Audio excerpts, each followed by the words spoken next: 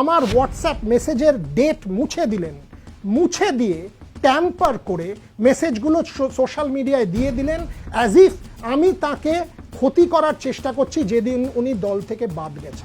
Head কোচের বিরুদ্ধে বলা, ড্রেসিং রুমের সিক্রেটস বলায়, বোর্ড প্রেসিডেন্টের বিরুদ্ধে বলায় একটা ব্যাকল্যাশ তৈরি হচ্ছিল। তার বিরুদ্ধে ডিসিপ্লিনারি অ্যাকশনও হতে পারত। আজকে যখন তিনি বাদ পড়লেন, এই সমগ্র জিনিসটা তার কাছে ছিল। এমন একজনকে দরকার ছিল যার উপর দিয়ে লরিটা চালিয়ে দিলে তিনি ভিকটিম কার্ডটা খেলতে পারেন।